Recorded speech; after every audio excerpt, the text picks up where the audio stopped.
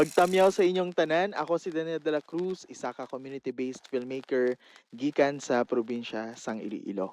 2019 pa lang nagaobra na kami sang Sintas. Kaupod ang amon nga abyan, pamilya, kasimaryo, diri sa Banwa sang Gimbal.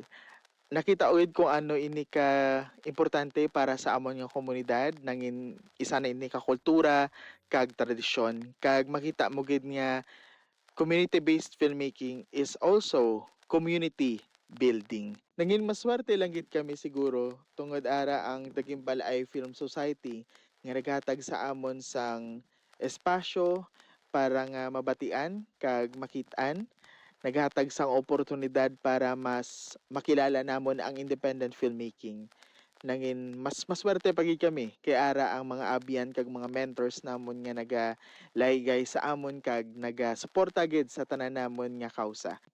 May mga pila naman kami ka mga sintas nga naobra kaangay sang Ambistina ni Ana sa Matanga Pula, Purya Usog, Ang Gadya sang Suba, kag Hasang.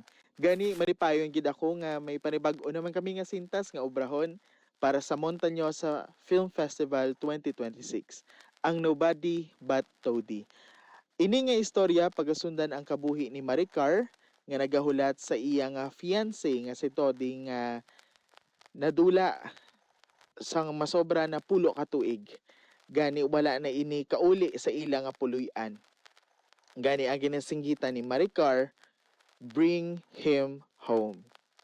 Si Tody lang. Ini isa ka masadya kag malipayon nga pelikula apang may madaluman kag importante nga mensahe nga gusto ipalabot sa kadam-an.